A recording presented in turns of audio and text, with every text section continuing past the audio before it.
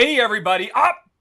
John has been very patient, and I catch him right when he's in the middle of a big old swig. Hey, welcome. Yes. Oh, man. John and I, this is John Garvin. Once upon a time, the lead artist on Syphon Filter 1, 2, and 3, when I was the lead designer on Syphon Filter 1 and 2 and kind of sort of 3. And then I scampered off into the wide world, and John continued to work up the ranks and become creative director of what everybody now knows as Sony Bend. And I think everybody's really here to see John. They love you, man. They are so excited. Yeah, but what they may not know is that Richard Hamm is actually the one who kind of Syphon Filter already existed before I even went to Bend Studio. At the time, it was called Eidetic, but it was you guys already had a working prototype. Yes, we did. Literally, you had the entire subway level up and running. I think using the engine, the same engine you used to create the Bubsy engine, yeah. But it was a complete working prototype before I even got there. Yeah, I don't know. We could just completely ignore these people's questions and just because. Well, Rich and I, we worked together. We were like, oh my God, we worked together so closely together for like years, a couple of years. Because back then, that's what it took to make a game. I think was 1 year, and we did Syphon 1 and 2. And man, you get to know somebody really well. It's like your family, and you fight, and we did. Yes, we did. But it's like, yeah. But then, Rich went off, like you said. He went off and worked with every well-known game designer in the history of games. While I was stuck in poor Bend, Oregon. You did okay. You done good, kid. But oh man, fights. Do you remember how many times did you and I were such loggerheads we could not, and we just had to go to Mark. And Mark, cut the baby in half. What are we going to do? Which is it going to be? And I think, to your credit, he usually leaned in my direction and he put gameplay over art. And I'd like to apologize for that now, because you were doing everything you could. Well, and rightly so, because don't forget that on PlayStation 1, and even now, I would say that literally gameplay is king. Gameplay drives everything, and I think that's probably been true on every game you've worked on, right? Yeah. It's certainly true on Syphon Filter, all the Syphon Filter games. It was like, well, we had, story was kind of important the further you get along in the series. But like, again, I remember, and I don't know if we're going to get to their questions or not, but I remember on Syphon Filter 1, we were like 6 months into development. We had all these levels. We had a progression. I had built a story around them. And then Rich decides, oh, the game's going to be so much better if we move this level. And it was. To later in the game and move this one. And just basically you were swapping levels. And I'm like, the story, it's like, how am I going to write a story that makes all this work? And we managed to do it because there was only like 13 pages of script for Syphon 1. So it was easier to do. But gameplay was the most important thing. Yep. Well, we were like teenagers, dude. We would run into Mark Blank's office and just sort of yell at you, Yes. Richard wants to do this, and I want to do this, and what are we going to do, and blah, blah, blah. And it was just like, yeah, he ended up being our dad more than our boss. He made Zork, so it's reasonable. People have pointed out that apparently we're dropping frames, even though I have been running tests all freaking afternoon and there's been no problems. OBS is now reporting red, and I'm dropping about 10% of frames. Technology! Folks, it's live. This is how you can tell. We're going to be back in a...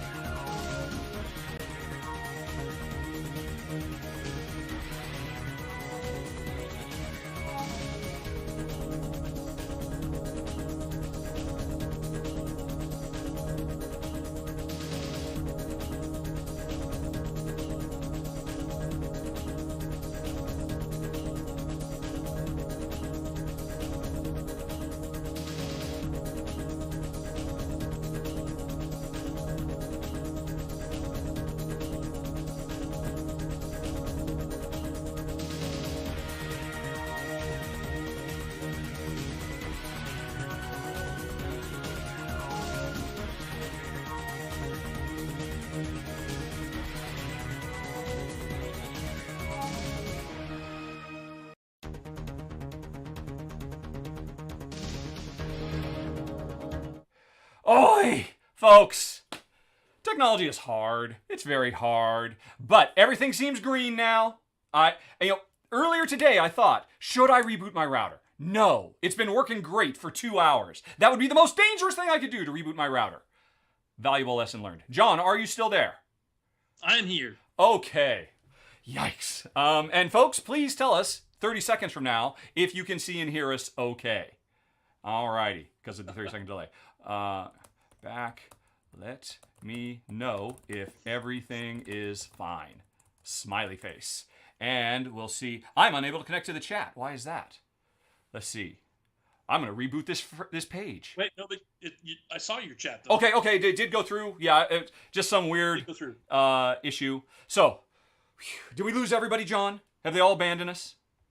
They said... No, it looks like there's a few people still here in the chat room. Yeah, we got a few okay boomers, and they decided to beat feet. Although we're not boomers. We're Gen Xers. You can't okay boomer us. No. We're the forgotten one. We're, so, I'm a boomer, dude. What? No, you're not. How old are you? I was born in 1960. Oh, my God. I'm 60 this year. Oh, that's right. And I was always so intimidated by you because Syphon was my first job as a lead designer after Mike left, and they bring you over from Dynamics, and you have all this experience with Cyberstorm, and you're 10 years older than me, and I don't know what the heck I'm doing. Right. Well, you and Jeff and Chris and all those guys were all 10 years younger than me, all of you.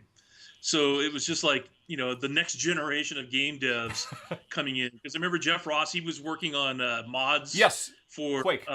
SWAT Quake. Yeah, for Quake. Which was excellent, an excellent mod. That's why I hired him. It was his first job in the industry as well. Mm-hmm. But it wasn't your first job in the industry. You worked for Nintendo. As a gameplay counselor and as an editor on Nintendo Power Magazine. Still, that you were in the industry. Yeah. I was industry adjacent. But yeah, Bubsy was my big break. Until Syphon, and I'm very happy, very proud of it. Okay, it looks like we're back on. Everything seems green. Green is my favorite color. And the chat is up. So, man, we were invited here by Syphon Filter Central, which I was surprised is a very active Discord channel devoted to all things Syphon Filter. There's still a lot of love out there for us, John. If you ever need to crash on somebody's couch, pretty much in any city in the world, all you gotta do is just put feelers out. And kids who you were, corrupting when they were 10 years old now love you and will follow you to the ends of the earth, I guess. That's maybe a bit of a... So is that the same group of folks that ran there was a website called Syphon Filter Central for a long time, right? It could be. I mean, I used to go there all the time. I think I even contributed some original art or logos or something to those guys way back. I mean, we're talking 10 years ago when that site was pretty active. Well, they did not tell us their history, and that's not what we're here to talk about. All right, so green is a favorite color. Yes, Board Game Fangirl, hello. Some of my board game people are following me. There will be no board game discussions tonight, folks. This is all Syphon all the time. And that's as good a segue as any to get to Notepad. I'm going to refresh it one more time, just in case Leo made any last-minute changes. Thanks to Leo for making this happen, for reaching out. He chased me to the ends of the earth. He was all over me. You contact me on Facebook. He somehow found my email address. I'm like, okay, I'll come and talk. But of course, you were the real getting you here, because I'll talk about Syphon to anybody, anywhere. All right. Welcome to Notepad. Question number 1, John. And I think this is a good example of the deep, heavy-hitting questions you're going to be getting today. Was there a cut Jenkins Mission in Syphon Filter 1, Washington, D.C.? We read in briefings and hear in radio about Gerdau torching Jenkins and his team. Anything in the canon about that story? Was it supposed to be a playable mission? So that's a great question. And by the way, I just want to say thanks for having me, dude. Thanks for, because like I said, Rich and I have been talking to each other off and on over the years, but this is the first time we've sat down doing a face-to-face talking about our roots in the game indindustry. And it's honestly a joy to see you, man. It's really good to see you. Time heals all wounds. Any bad blood is long gone. All I have is love now for everybody. And also down in Stony Bend. And also all the Syphon Filter fans who are here. Man, I can't tell you how much I appreciate you guys and gals for, you know, all the support over the years. It's like, it was, you know, I worked on that game for so many years. A lot more than me. Loved every part of it. Loved those characters. Just loved it. And it's, you know, it's just great to be appreciated. So appreciate all of you. Having said that, I'm going to disappoint so many of you tonight because I remember so little about the sort of minutiae. Now, this first question I actually could actually talk about, but I'm afraid that's probably not going to be the case for the most part. So what we had, don't forget. So here's the thing about Syphon Filter 1. Don't forget that it was made on PlayStation 1. In those days, we had a very limited budget, a very small team. And this is kind of one of the things that Rich and I actually talked about very early on, because one of the things that Rich always said was, like, for example, the museum level was his idea. Yep. It's like, I want to see Gabe Logan in a tuxedo. And I'm like, how the hell are we going to put Gabe Logan in a tuxedo when we can barely get him in his spy uniform? How are we going to pull that off? And crowds of people. It didn't matter, because at the end of the day, it was the fantasy we were trying to build of the spy, of James Bond. And, you know, and you have to have these different levels and these different experiences to pull that off. So the whole thing about Gerdu was, we didn't have the budget to show Gideon going through, you know, the town hall and using his flamethrower and burning people to death. We just didn't have the budget for any of that. So instead, what we did is we relied on text. As you notice, we had the briefings. So we have loading screens. So that was a huge part. You wrote all those, right? I think you wrote all those. I did write all those, but it was literally about trying to expand the experience so that you could learn a little more about who Mara Aramov was, who Gidru was, who Benton was, and a little more backstory, and doing it in as cheap a way as possible. The other way we did it was through radio calls, right? So we had, it's like, in fact, again, this was one of those things where, you know, a lot of the, in fact, watching some videos today, I was watching, rewatching some on YouTube to refresh my memory. And one thing I regret is that we didn't figure out that you don't need a movie cutscene and then the in-game cutscene back to back. It's like, why did you do that? Oh, because we always had those little intros where we were basically setting the scene. Yeah. Yes. And they were all with the spinning camera, remember? Because we had to load in stuff and you couldn't show anything beyond 5 feet around where the player was. So that's why we did it that way. So that, anyway, no, there was no cut level. Every level we created for Syphon 1, trust me on this, made it into the game. Yeah, I mean, we left everything really on the field. Definitely. Yeah. And because people have actually gone back and they have unpacked the archives off the disc, and they have found tons of audio that never actually appears in the game. And what they have found is, like what you said, you were trying to put on a radio play, basically, just to give the impression that there was more going on. And we didn't end up using it everywhere, but that was kind of the idea. That you would hear, you know, simultaneous stuff that, oh my God, imagine how big this world is, that all these other things are happening. When we could just barely get 5 guys in the world with you. That's all we could do. Yes, exactly. All right. Let's see. And that's the very next question. Were there any cut missions for Syphon Filter 1? They talk about the unused audio, talk about the story of the WHO dropping in Nepal and Gabe and Lian assisting them. What happened to this cut mission? Also, were there any cut missions from 2 or 3 as well? And I can't speak to 3, but no, I mean, what were we? We were a team of under 15 people. We did not have the luxury of cutting stuff. If anybody put any time into it, we're going to find a way to get it on that disc. Right? Yes, that's exactly right. Yeah, so I don't think, to be honest, I don't think there was, the first game that I can remember cutting content for was Dark Mirror. And there were a few missions because it was just too big. It was a big game. And, you know, it was like our first handheld game, and it was, you know, and it was bigger than it needed to be as it was. Yeah. And so there was this opening sequence in Dark Mirror where you're on this sort of giant, you know, snowmobile on steroids, and you're blowing stuff up. Originally, that was going to be a playable mission, and then we decided, okay, that's, you know, it's not really Syphon Filter to open with a rail shooter and to do this thing, and we just wanted to stick to the core mechanics. So that's an example of something that got turned into a cinematic. Yeah. But there's not very many examples like that, even throughout the entire franchise. Yeah. I mean, we always tried to plan as much as we could up front because we honestly just could not afford to make mistakes ever. Yes. All right, John. Why was Gabe's face heavily redesigned in Syphon Filter 3? They kept the same face for Lian and Teresa, pretty much, but Gabe changed so drastically. What inspired this new design? We hired a new character artist who's really, really awesome. In fact, he's still at Bend Studio today. So Greg Callahan is the guy who is like literally, just one of the best character artists out there. I may be misremembering that, by the way. He might have come in on Logan's Shadow. It's all a blur now. It's all a Syphon blur. But don't forget that we're talking about, like, I'm just watching these videos today, and I hadn't seen the Syphon 1 cinematics with the Lego faces.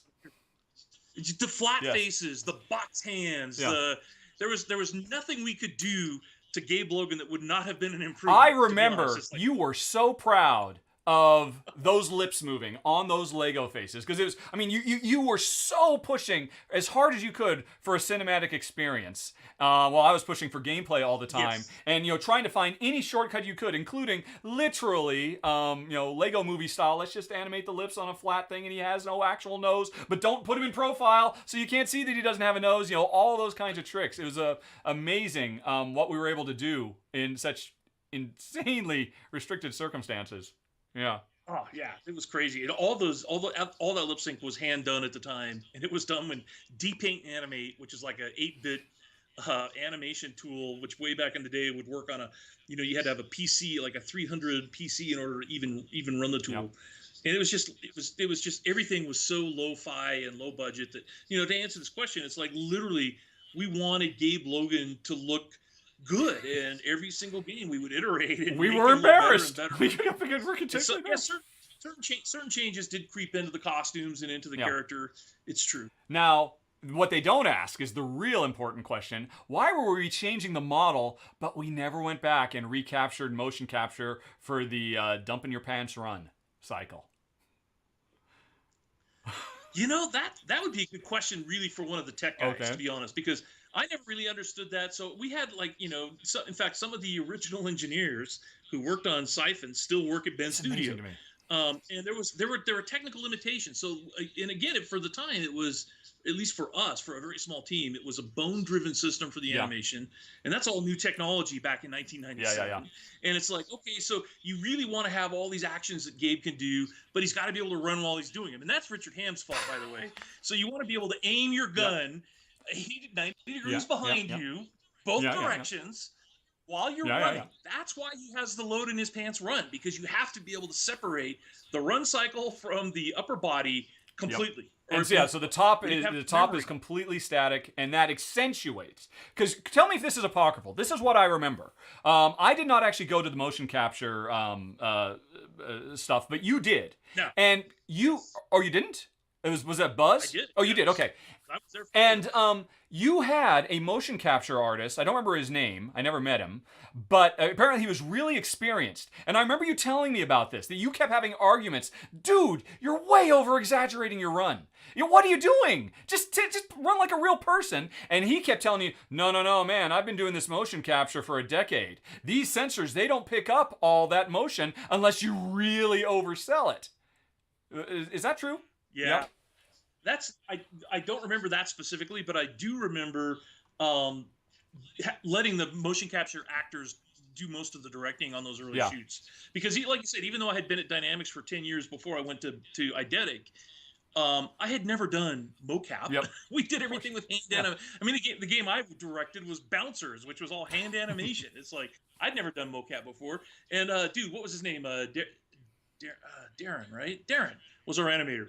And on Syphon 1. And he hadn't done mocap before either. He had done all the Bubsy animations by hand. Yes, yeah. Yeah, I mean, he had a traditional animation, education history, so it was a learning experience for him. I mean, he was starting to work on Bubsy, but Bubsy, it was still hand animated. Then, here's all this motion capture. You can't do anything to it. Don't mess with it, but make it look good.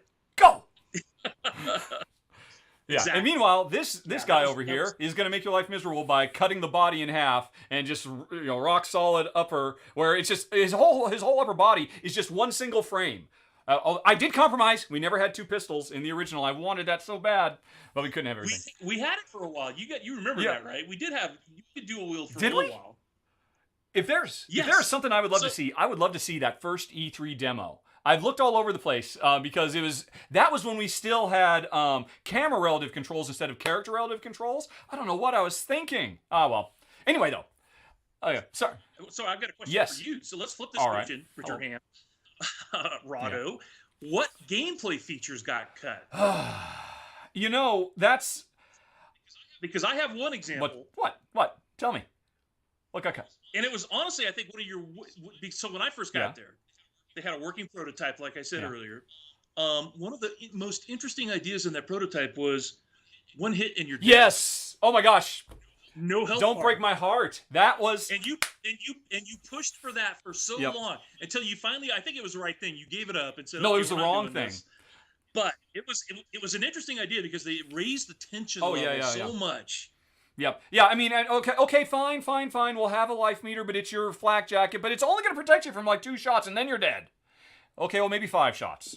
Okay, maybe 15 shots. Exactly. I remember the first year, I think it was the same year that we all had the rug pulled out from under us when we saw Metal Gear Solid for the first time on the Jumbotron. Remember that?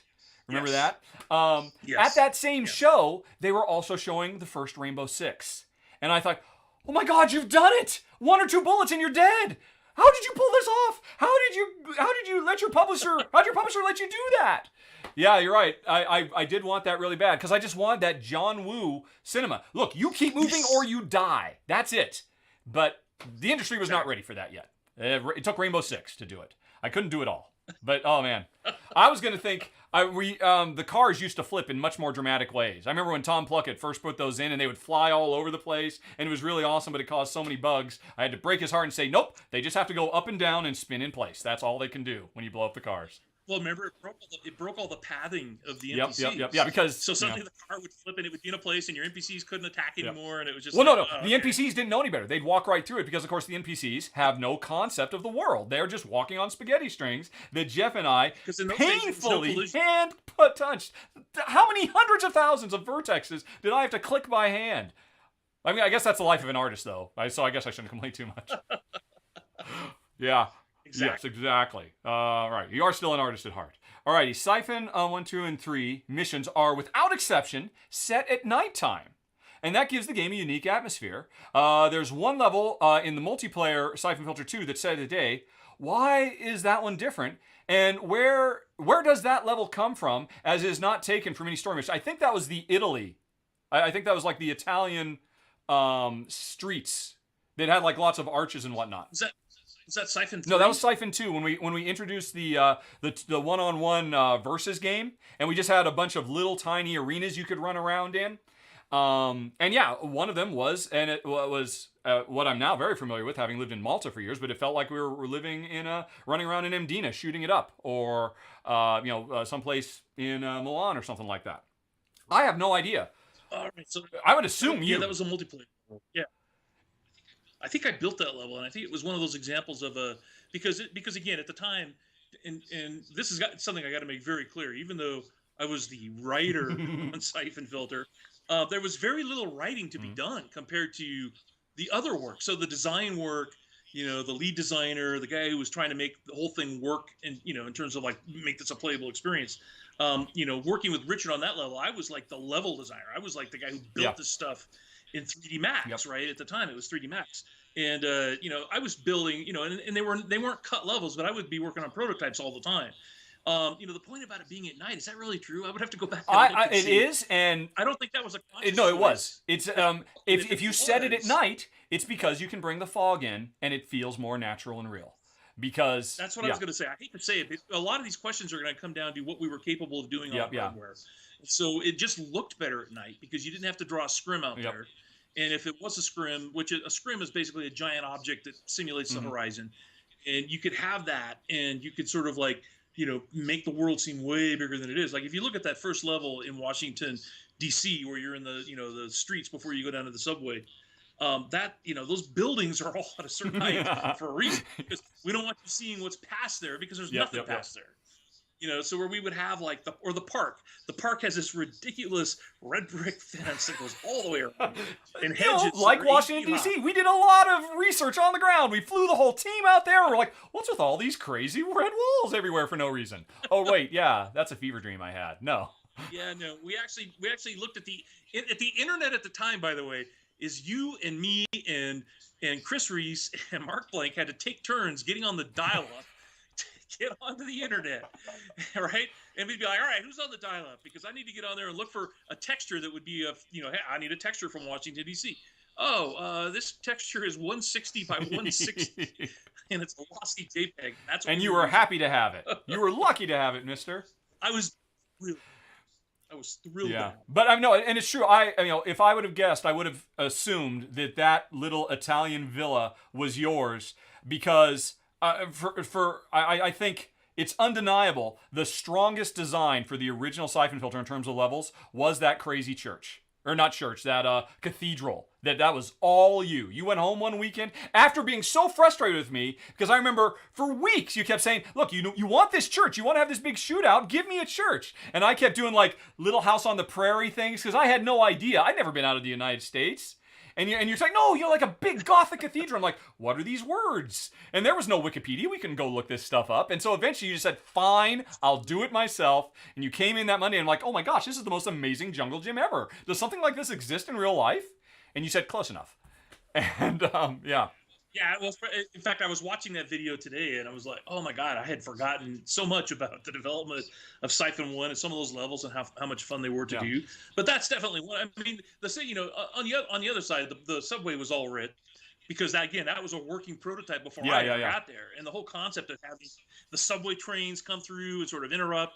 In some ways, I think that was in many ways. I do think it was the most successful level we had because it really was about the mechanics of the gunplay, but also having these subway trains come through. Don't forget, dude, at the time, nobody had done anything like that. And same thing with Syphon 2, having the fighting on the top of the moving train. Oh, gosh, yeah. Remember how long which is not moving, of course. It's just, yeah. Yeah, the horizon objects were streaming past you. But I remember we worked with Mark for a long time to try to get that to work and to get it to look right. But, it was amazing for its time. And it predated, the Uncharted train rides. And there were a lot of train rides that were done later. But we were there way We totally own train rides. They all owe us some passive train royalties, I think. Yeah. Yes, yeah, and I would be willing to bet the reason that one is set in the daytime is because it was a tiny little self-contained, basically just like a double loop. And it was so small that we said, okay, yeah, we can put this entire thing on screen. And you're like, yes, finally, we can have a daylight. Something in daylight, something other than night. I'd have to look it up. I totally remember that level because I do remember that the way it was constructed is that it had, because it was, set on a very hilly, sort of Italian-esque village where the walls are really high, but it was a three-dimensional thing. And that's kind of what I was always trying to do. In all the design work I did on 3D layouts, it was like, let's make this 3D. Because I think at the time, and I think maybe this is something you can touch on a little bit because it was before I got there, but when you were working with Mike Berlin on the design for Bubsy, it was challenging because you had these massive sheets of flat paper and no real design tools to build a 3D environment that could have jungle gym and yet we did, and I think we were kind of burned out on it, in all honesty, because obviously Bubsy didn't work out as well as we'd hoped, and it was very, very challenging, and I think we were like, you know what, maybe we could just stick to 2 dimensions for a while. Until this Garvin guy shows up and says, because the reality is, we had target locking, which was, probably the single most important design element in the game, which I blatantly stole from Tomb Raider. I'll be first to admit it. And that allowed for 3D, and we could have really pushed it more. I think, what was it? In 3, was it Martin's level, that Afghanistan ruins level? I thought that one really did a great job of doing a lot of fun stuff with height and being up in sniper windows, but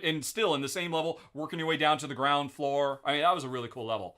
That was a cool level, right? And also cool because we had, by that point, by 3, we had solved some of the issues, because that was a daylight level, as I recall. Was it? Or was it? No, I don't think so. I think it was still night.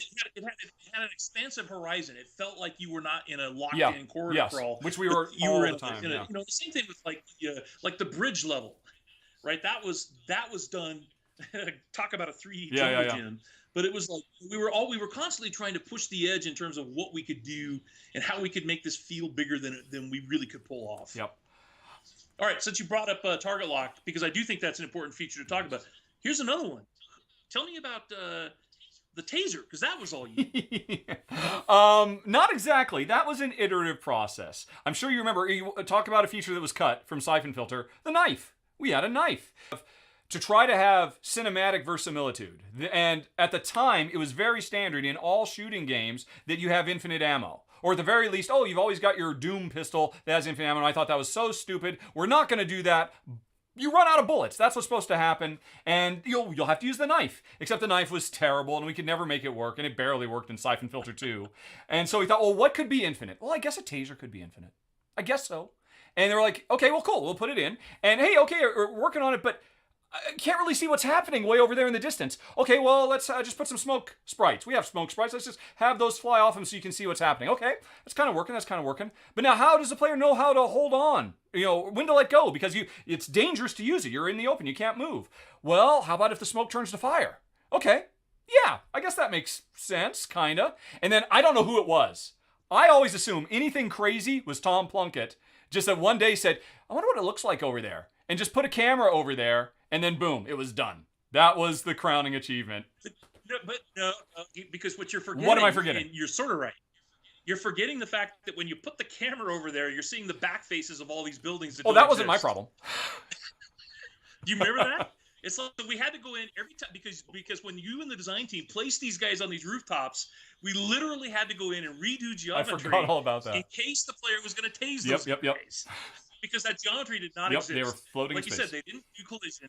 There was nodes that you would place up there in space behind the lip of a building, and that's where the guy was. He's standing on a... No, he's not standing on a roof up there. There's no roof up there. So, and we had to limit the number of cameras that you could do for the taser. But obviously, it worked out great at the end because, man, dude, talk about one of the most recognizable features of Syphon Filter. It's right? Yeah. Sorry for the extra work. It did work. It was worth it, though. Although, at the time, we had no idea. We didn't know what we were doing. We were crazy. We were kids. Okay. Let's see here. Let's see. Moving on. And by the way, folks, I know some folks are asking questions in the chat. We had a whole bunch of questions come in from Syphon Filter Central who made all this happen. So I'm going to try and get through them. And then after we're done with that, if John's got nothing better to do, we can try to get to some of your questions. Because I have seen some good ones show up there also. So he says... All right, so he says, the bottom question is for John. Go from the bottom and work my way up. Okay, I'll do that. I have scrolled to the bottom. All righty. In earlier videos, Ham, that's me, mentioned that after Syphon 2, the team was going to make Syphon Filter Online, but there were several unresolved story elements at the end of Syphon Filter 2, such as Shihao being alive, and the post-credit scene with Mara and Haddon. So, what was the original ending of the trilogy? Was there going to be a Syphon Filter 3 different from what ultimately came out? Because I've explained in the past how Syphon Filter 3 ultimately became like a Clips episode, effectively, because we were going to make Syphon Filter Online, and all of a sudden, nope, we're not doing that. We're making another PlayStation 1 game. Did you have something else in mind, or were you just making it up as you went? No. I think so. I remember it slightly differently. Yeah. What I thought. And to be honest, this is not he's right or I'm right. This is like literally 20 plus years ago, and Rich is helping me remember things that I had forgotten long ago. So I'm probably misremembering this too. But what I thought happened was we had always intended to do a more ambitious game as we transitioned from PlayStation 1 to PlayStation 2. That was always in the cards. And so what we ended up doing was we had to have because at the time the hardware guys were working on the network adapter because that was not built into the PS2. Remember, that was a separate device you had to buy at the time. And it was like we really were excited about the idea because you mentioned the Versus game that we added. That having you guys were all way more than I was, by the way, always into playing the shooters. Like at the time, I think Battlefield was all the rage. It was every day. We would do these company shootouts, and everybody would form teams, and it was just at the end of the day, it was Martin Cable and Brian Pape shouting at the top of their lungs, playing Counter-Strike. I think. And I think we all took a lot of experience. But it was Wayne Young, and Jeff Ross. I mean, those guys all played those online shooter games. So we really wanted to have that experience on the PS2, and we knew that was going to take some dev time. And we had a whole team of 20 people that we had to have keep them busy during the year that it took to do the R&D. So that's kind of what I remember is that we ended up putting because I remember you went off and did a brain dump about what this thing could be. And a lot of those ideas actually made it into what became the Omega Stream. And so, we had these ideas about, 4-player co-op and it's going to be this and it's going to be, but at the end of the day, it was, it was going to take a lot of R&D. And so we decided to do, like you said, it's kind of a Clips episode. And I think that's fair only because obviously you left in the middle of it, but my attention was split between my attention was split between two. Yeah. So I was like, okay, I can do a little bit of storytelling here, but I really want to work on how do we tell a story in a 4-player co-op game, and how do we make that work? And it was just hard. Because that was unthinkable at the time. Yeah, and that was the reality. Originally, as I remember it, after SF2 was done, and it was very successful, and we learned a lot. Okay, congratulations, guys. You're going to be working on a launch title for PS2. It's going to be amazing. And it's going to have the modem, and we were all diehard either Counter-Strike or Diablo fans. That's what the office was. And I said, well, let's combine those two things. Remember how Syphon Filter Online was going to be randomly generated levels? Do you remember all the tests you did trying to come up with a randomly generated downtown Tokyo? What was I thinking? That was insane. Exactly. It was insane. Yeah, but then, as I remember it, we were working on it. It was very exciting. But then Sony realized, you know what? Even though the PS2 is coming out, there's still going to be a lot of PlayStation 1s out there this Christmas. I wonder if we should get another Syphon on the way out. And so that's why, I mean, Tokyo was going to be our Syphon Filter Online test level, because Martin had gone to Japan, and for the first time we had real textures, because he had gone on vacation, and he brought all this stuff. And he must have looked like such a crazy person. What? That is so true. Yeah. And then our timing was awesome, because 9/11 happened. Yep. Weeks before we were supposed to ship. And so it's like, oh man, so we ended up like, somewhere I still have the original box art, which was awesome, which had Gabe Logan sitting on top of a desk in the White House, and it's in flames behind him, and the flag's burning. And it was a very, very cool I made that the thumbnail for this very video. And apparently, I was recently told, original posters of that box, those go for like $500 or $600 now. Yeah. Well, okay, to make all you guys jealous, I have a mint in the box original copy of that game. I still have it. It's still in the shrink wrap.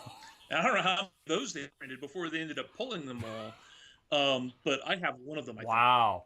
That is very cool. Right? Yeah. Okay. Well, all right. Sorry. All right, dude, before I forget, because I wanted to show these guys. Oh, yeah, okay. I don't know. Can you see this? You can see this, right? Yes. It's low res, but it's a black line with some dots in it. Yes, so when I started at Eidetic, Connie Booth and David Gracia, you remember Gracia? I do remember Gracia.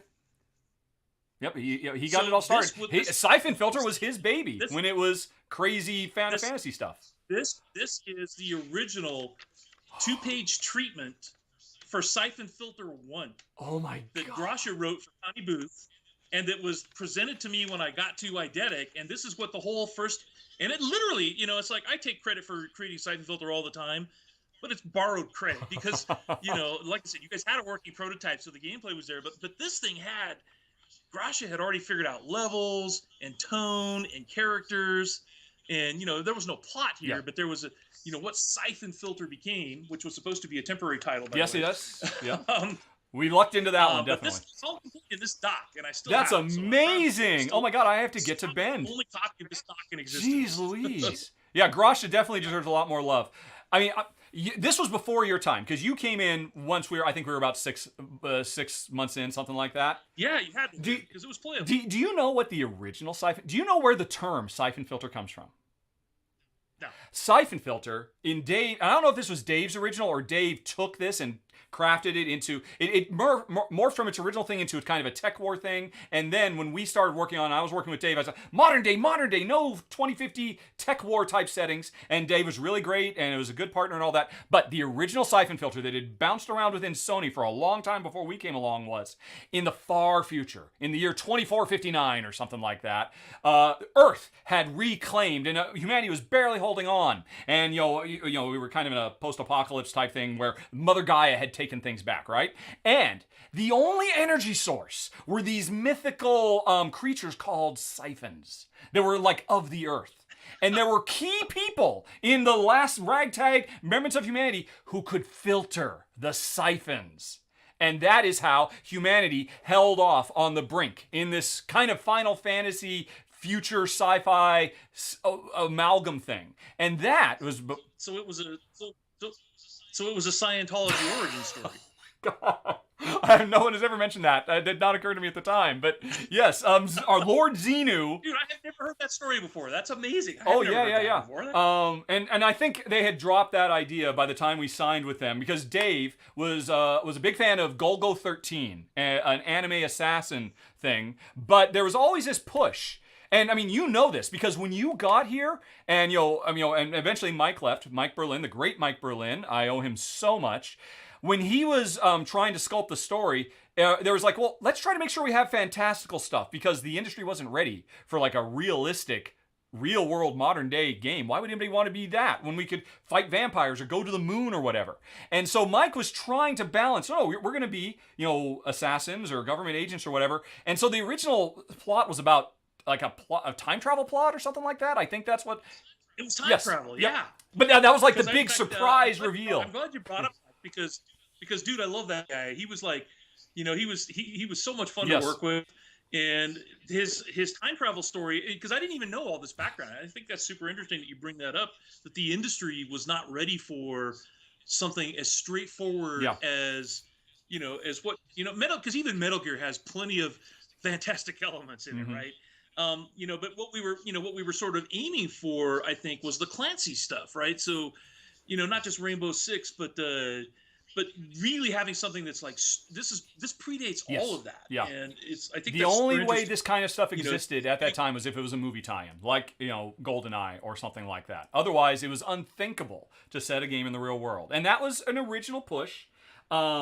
And before you got there, but don't forget that even Bond at the time was going more. Of course, yes, you're right. Surfing on a tsunami and all that.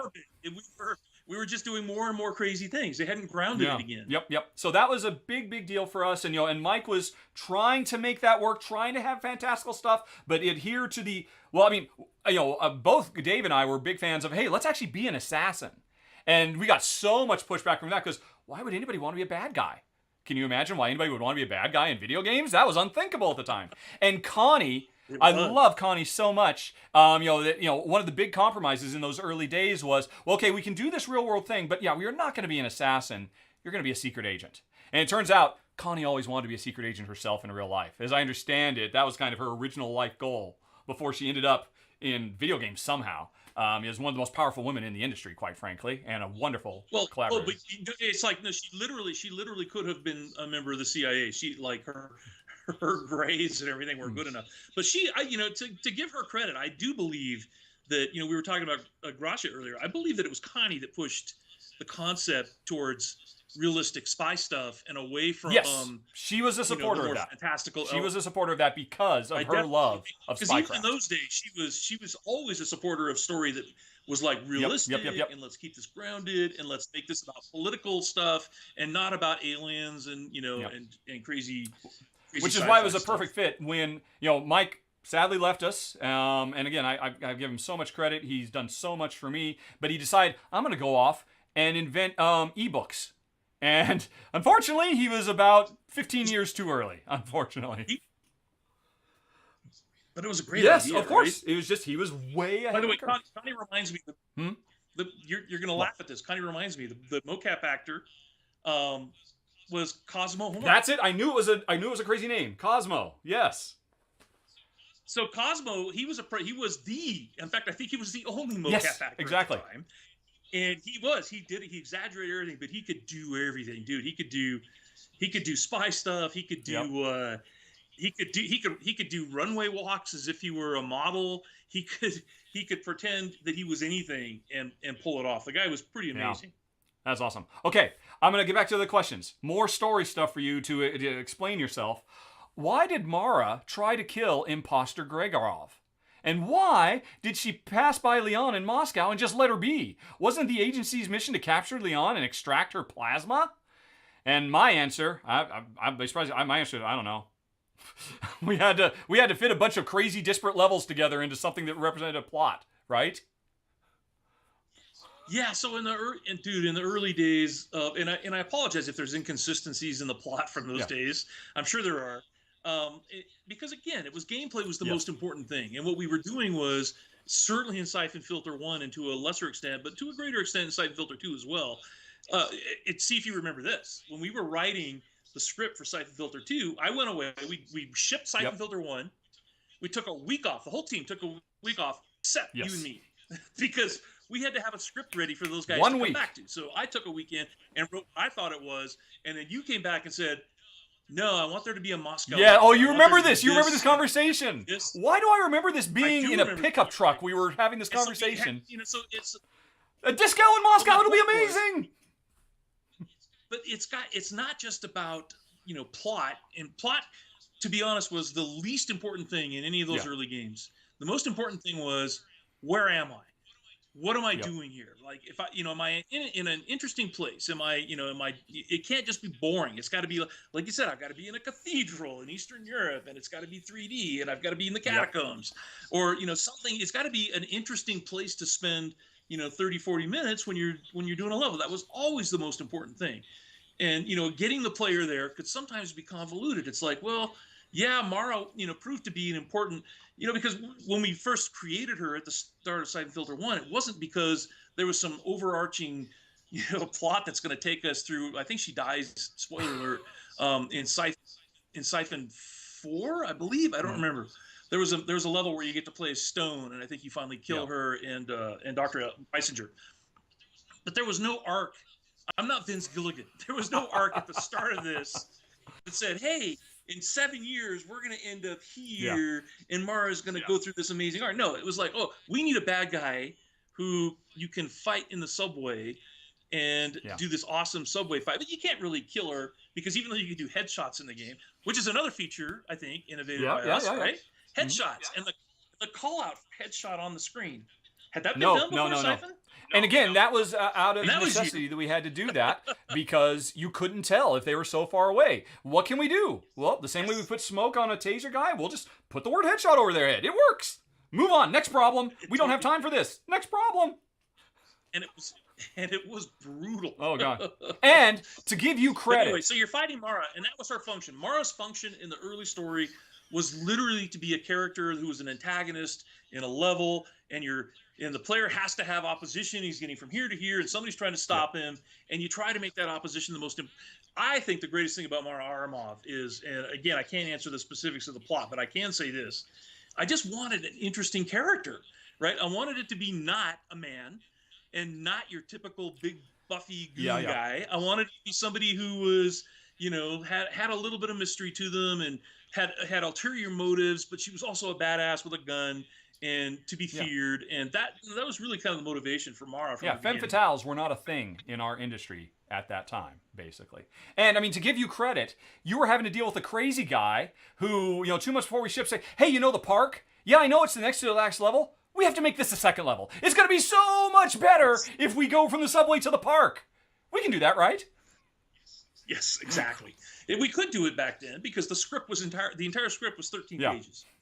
And so, it was easier to move levels around, and there was no way. In fact, I think that's one of the things in modern game development that makes it is the reason why games take much longer to develop, is because they kind of have the luxury of getting the whole thing playable before you really start to decide what it's going to be, what are you going to ship, what it works, what doesn't work. Dude, like you were saying earlier, back in those days, we didn't throw anything away. We created something, we shipped it because we were 13 dudes. Yeah, we made that work. And we were literally trying our best to just get this thing out the door, let alone make something that was going to be awesome. Yeah, it was absolutely insane. All right, back to their questions. Let's see. Many Easter eggs regarding Syphon Filter were found in Days Gone, John. Can you talk more about them? Is it canon? Is Days Gone a Syphon Filter sequel? Or are they officially just Easter eggs? I want to know this too. Here's what I'll say, because I've said this on Twitter many times. So I'm not talking about anything for Days Gone or Syphon Filter that is literally outside the scope of what you can discover for yourself in the game. So when I say that, what I mean is, I don't want to hear George Lucas talk about what he wanted to do for Star Wars. I want to talk about what happened in Star Wars and why did he change this and whatever, right? So that's kind of my take. It's like, it's not my place yet. Maybe someday I'll be able to write a memoir or something and talk about all the grandiose things that I really wanted to do or whatever. But for now, I think it's just, you take it at face value. What do you find in the game? And it's like, okay, in Days Gone, and if they're asking, this isn't a spoiler, yes, there are specific references to Syphon Filter that you can go into the labs and where Sarah used to work, and you can find these dossiers and these documents where they're talking about the not just the Syphon Filter virus, but all sorts of other sort of clandestine, biological weapon programs, and that's one of them. So, does that put them firmly in the same universe? You found this document in this lab that's in the Days Gone universe. So the answer to me seems pretty obviously yes. Does that make Days Gone a sequel? No, that doesn't make Days Gone a sequel because it's not the same genre. It's not the same type of game. It doesn't have target lock or headshots or... I hear spinoff. You know what You're I mean? saying Days Gone is just a simple Syphon Filter spinoff. Yes, and that's the bite that's going to come out and be on GameSpot tomorrow, and Connie's going to kill me. So don't do that. No, I'm just Everything saying, is off the if record. you find it in the game, it's a real thing. It's a real thing that Yeah. happened. That's cool. So, but no, I'm not going to say it's a sequel or it's in the same universe or Fair blah, enough, blah, blah. fair enough. Somebody actually, there's a picture associated with this one. There's a picture of the cover art for Syphon Filter Omega Strain, which shows Gabe and Lian and two other dudes. Who are these dudes? I'm looking at it. I know one of them is Stone. The other one, though, I don't know. The concept, here's the whole concept. The concept was the dude is you. There you go. Yep. So it's literally supposed to be generic enough, and obviously we screwed up because it could have been a girl. It didn't have to be a guy. Yeah. Right? So at the but at the time we weren't thinking about such things. Yeah. But the whole concept was, it's like you are working with Gabe Logan and you are not Gabe Logan. And honestly, I feel like if I had one thing to change, if I could change it, that's a good what question. it would have been. What? I think that creating your own character was not what people wanted in a Syphon Filter game. I think they wanted to be Gabe Logan. They wanted the fantasy. It's the thing that Connie Booth pushed from the beginning. It's like the fantasy of being the secret spy. You want to be that guy who is this person doing these things. And I think you were talking earlier about where games are now versus where they were, and I think that has been proven true. It's like when you're playing any game, like if you want to be Nathan Drake, you don't want to be you as Nathan Drake's buddy, right? You want to be you want to be that awesome character. Yeah, it's the same trap that for years Saturday morning cartoons fell into, where hey, let's put Scrappy-Doo in, so the kids can imagine, oh, that's me hanging out with the gang. No, the kids imagine they're the gang. They don't necessarily. Exactly. And you're right. It's the same kind of thing there, where I get to make my own character and then I get to hang out with Gabe. I'd rather be Gabe, thanks. I can be me in the rest of my time. Yeah. Yes, yeah. exactly. And that's on me too. I mean, because that was, like you said, Syphon Filter Omega Strain started as a fever dream of mine, trying to combine Syphon Filter, Diablo, probably 2 or maybe 1, and Counter-Strike all into one crazy mishmash of the game.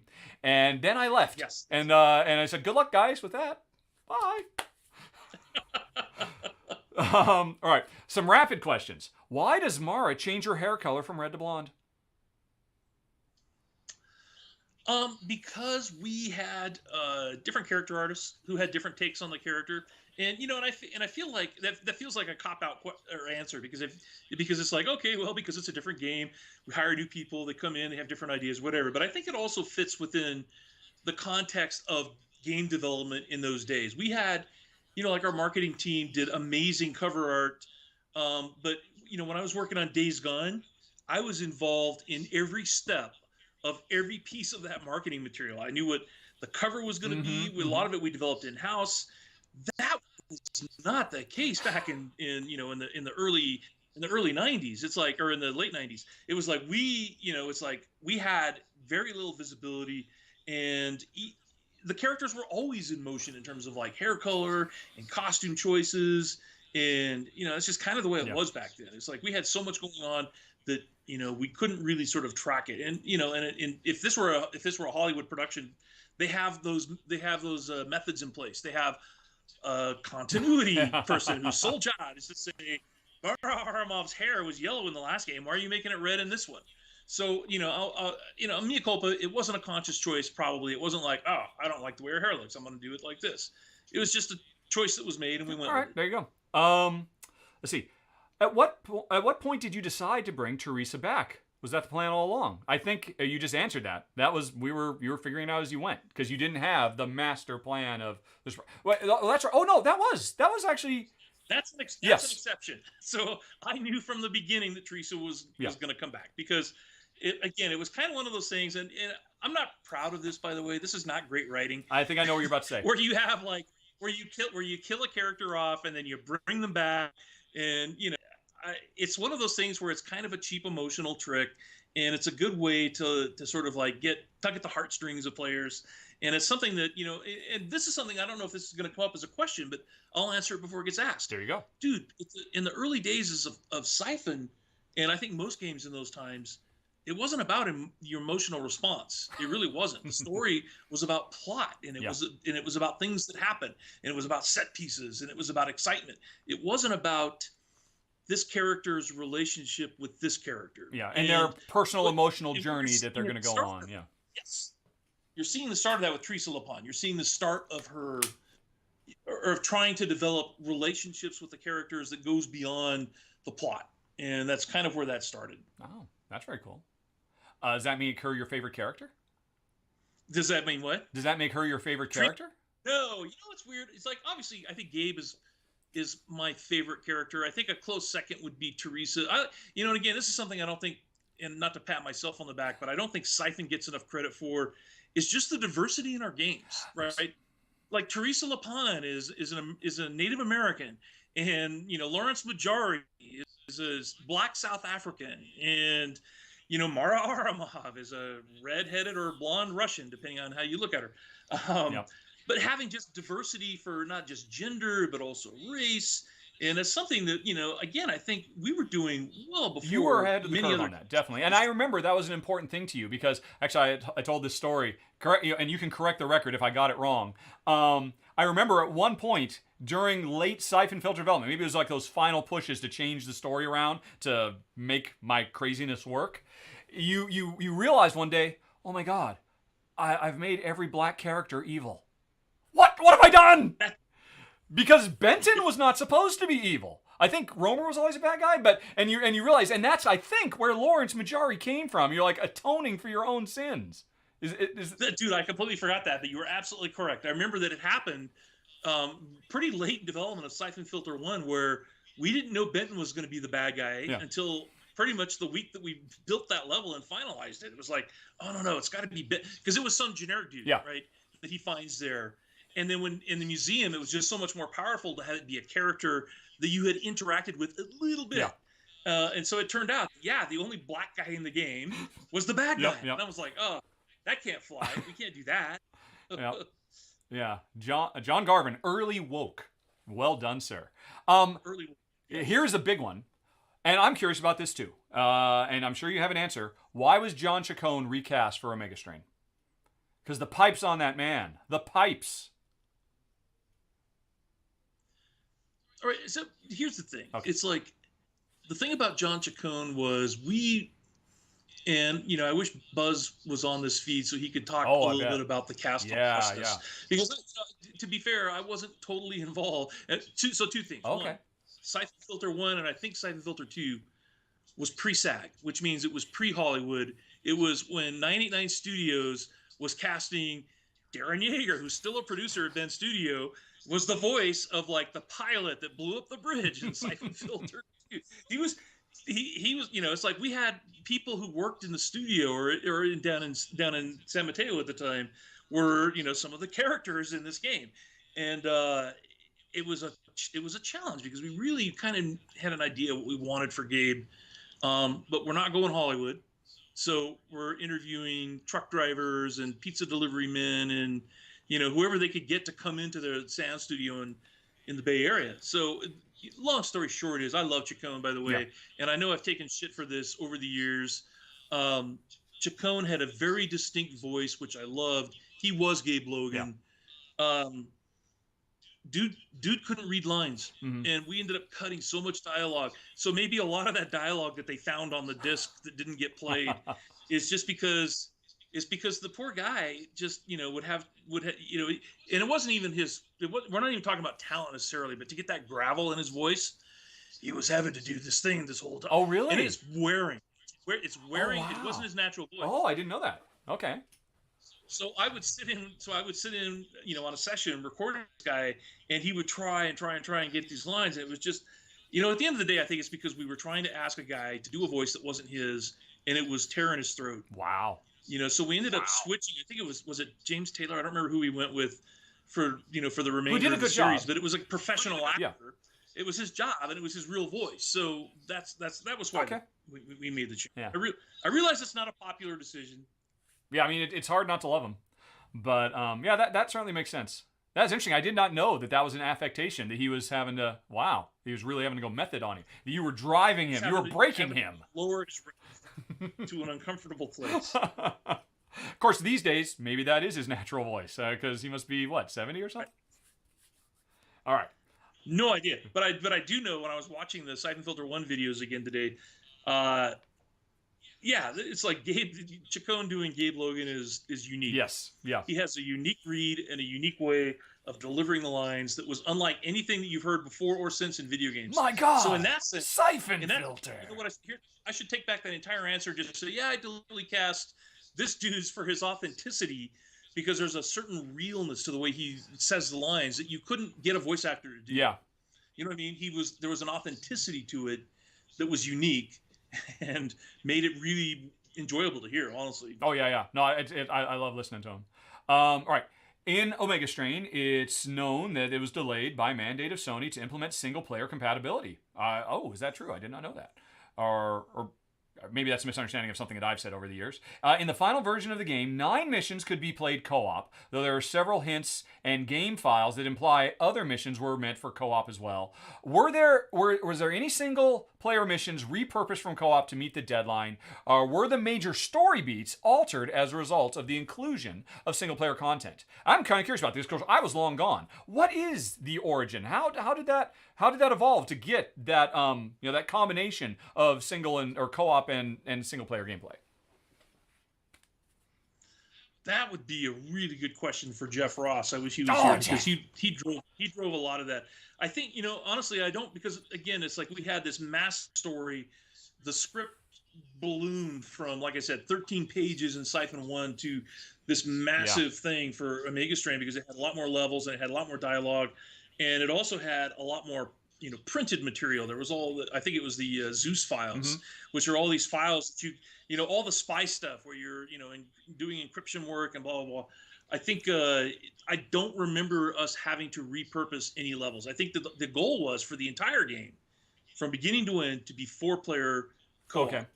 And then it just worked out that there was some content that was better as a single-player experience. Am I wrong about that? Isn't the entire game playable by yourself? You don't need to play any level as 4 players. I could be wrong about that. We're both old men. We don't remember. I know. Well, of course, I wasn't there. I was off doing Pitfall or Fable at that point, I guess. Did you play it, by the way? I never asked you. It came out. I really wanted to.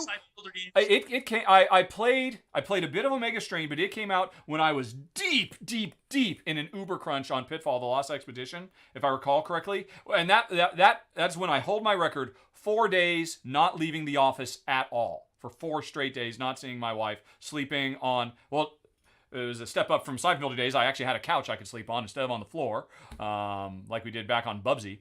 But I was just so deep in it at that point that I knew it came out, and I thought, wow, this requires a lot of time. I am not, and I just missed it. Years later, I think I did play a sizable portion of the first PSP game. Is that Mirror? Yeah, Mirror.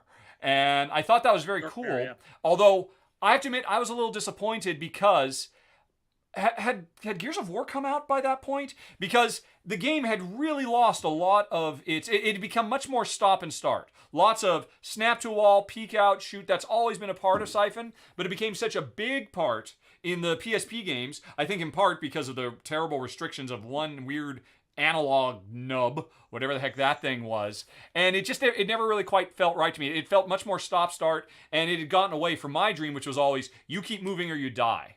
So I always wanted to get back to it.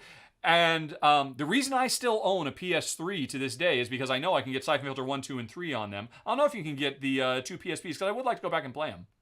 I've watched them. Yeah, that's how you... I don't think you can. I think you can get them on PS2, though. I don't have it. I think Who has a PS2? PS2 versions of both Dark Mirror and Logan Shadow. Wow. Yeah, dude. So you're absolutely right about the gameplay. Again, I wasn't directly involved in that. And that was all, I think, on Dark Mirror, it was Ron Allen and Darren Yager who helped drive a lot of the gameplay there. And I think it was the limitations of the PSP. Yeah. It was literally more about, because you've only got the one stick. We had learned our lesson with the Mega Strain about not using a 2-stick. Oh my gosh, yes. Yep. Right? That was our Yeah, nobody noticed that Turok changed the industry, and they just did it completely silently. Everybody thought, oh, it's just weird because of this crazy N64 controller that they have to do this analog aiming. But that's a phase. That's not going to stick. I remember playing that and thinking that's never going to be a thing. Who has the dexterity to do this with your thumb? This is crazy. But the thing about the PSP game is the point and shoot is what they called it, right? So yeah, you're right. You're taking cover and you're leaning out and aiming and shooting. It was very point and shoot as opposed to there. In fact, there's another feature we haven't talked about. But the thing that made the original Syphon so dynamic was not just the target lock, but the roll. Yeah. And how the roll worked in conjunction with the other mechanics to allow it to feel like a John Woo movie while you're on the move and aiming at things and being able to feel smart about it and and really, really competent while pulling off some amazing moves. So we did lose some of that for the PSP games, just because we're limited by Although, I mean, at the end of the day, though, those PSP games were really reinvigorated the franchise. I mean, suddenly everybody was loving Syphon Filter again because nobody expected what you guys did on the PSP. And forget about not Uncharted, the one you did before that was the first person, the Alien one. Thank you. Yeah, Retribution. I mean, it's amazing what you guys pulled off with that little tiny machine. Yeah, dude, in some ways, I'm actually more proud of those two PSP games than any of the work that I personally have done, just because it was our chance. Earlier you were talking about like, okay, you're like this figure now in the world of elite box games. It's like we were the elite PSP developers. Yeah. You know what I mean? So it's like it was great to not be directly competing with these larger teams that were doing these amazing things. On the PS2 and the PS3, we could own this small little part of the universe. Okay, this is silly. Fan theories, confirm or deny. The remnants of Black Baton joined Red Section. If you like, you can just say yes. So all right, I do have an wow, answer for that. Awesome. It's not going to be an answer. So my answer to that is it was a challenge for every Syphon Filter game to come, and this is just my anal retentive way of writing and creating. I really wanted it to feel real, that there was real political organizations.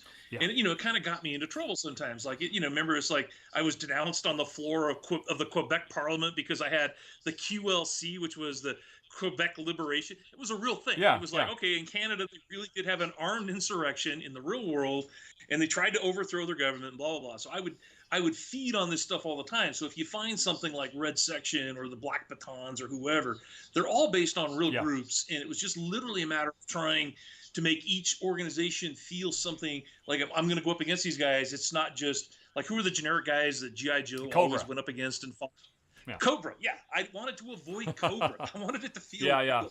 So I don't remember if these two groups actually joined or what the backstory is there. But what I do know is I remember creating them and thinking, this is something for this game. You got to have a political organization that's going to oppose you. Let's make it real. And this one so true. Mara Aramov has a metal plate in her head. I don't know about that, but certainly Eric Romer did, because that's certainly one of the biggest embarrassments I have on the original Syphon Filter. That final boss fight, I don't know how many kids wasted how many hours of their lives trying to shoot every bullet they could into Romer's head because we didn't take the time to put a blast shield on his head. Why didn't we do that, John? Because you can only kill him with a gas grenade. Yes. So that's a good one. But again, this is one that I think, and flippantly I could say this is all Richard Ham's fault. But the reason they're saying that is because in the subway fight, you can shoot her in the head and the word headshot comes up. And every other NPC you do that, you shoot them and they die. Well, what happens when you shoot Mara is you get a cutscene where Mara's not dead. So obviously she has it's because there's a dissonance between gameplay and story. There has to be. If you have, if you want the player to fight a character and have there be story with that character, you can't. at least we're not Mass Effect. We couldn't afford to have every permutation of what that cinematic could be. If you killed her, if you didn't, could you wing her? So it's just literally like trying to compromise between what's necessary for gameplay versus how do you tell the story and how do you move I'm going to forward. say answer, yes, she does, clearly. Gabe killed Ivankov with his bare hands. I don't know if that's I think that's after my time. I don't remember an Ivankov. More Russians. Okay, Ivankov. Did he kill him with his bare hands? I don't know. Is that a particular big plot moment? Do you recall? If not, we can move on. All right, fair enough. No, sorry. It's fine. I'm amazed how much you are remembering. Quite frankly, I'm impressed. Oh, I'm BSing. I'm like covering everything with generalities. Yeah. Well, yeah, and to good effect. Okay, we're just gonna get this out of the way. I already know what you're gonna say. At the end of Logan's Shadow, Mujari, dead or unconscious. Teresa, going to die or recover. Trinidad, dead or wearing a flak jacket. Gabe, dead or in critical condition coma. What I love about that ending, and again, it's like take it at face value. It's like what I've always said through the years when people, look at that ending and they go, oh my God, is Gabe alive or dead or whatever? I'm like, look at the ending. It's like, do you see him die and get buried? No, but you did see Teresa die and get buried and she came back. It's like, I consider it like the Marvel universe. It's like, if creators come along behind me and want to do something different with the characters or whatever, reboot it. How many versions of Spider-Man have we seen from how many different directors? That's what I would say. It's like I think that ending is ambiguous for a reason, and it allows players to think what they want. Folks, there's hope. That reminds me, for a very brief moment, I was going to work on Inception, the video game. And I got to spend almost a week with Christopher Nolan talking through the plot beats of what we try to do and hearing more about how he imagines this dreamscape world working and all that. And I did ask him at one point, so, spoilers for Inception. At the end of Inception, does the top fall over? Yes or no? If you know Inception, you know what that question means. And his answer was, depends on if they greenlight a sequel. And that's basically what it comes down to. Dude, that's amazing. I didn't know that story. So what happened? You were going to work on Inception, and then that fell. I'm out of the industry, so I can speak a bit more openly than you can. It was we did a lot of work. We had and he was on board. We understood his vision. He accepted all of our proposals for how missions could work and how we would expand the technology to make it fit within the confines of game design. And like I said, we spent a week with him and his wife and his brother Jonathan, just talking all this stuff out. And it went to the final approval process within Warner Brothers Games. And I wasn't there, but what I was told is our guys made a big presentation. Christopher Nolan was there along with all the execs for Warner Brothers Games, and it all looked very good. And then at the end, the execs from Warner Brothers Games said, "Okay, that's great, fantastic. Chris, could you give us the room for a minute while we discuss some stuff?"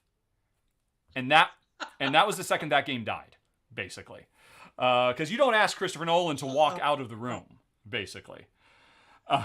That is amazing. What an amazing story. It's if nothing else, I got to see Inception in a private screening with Leonardo DiCaprio and his family.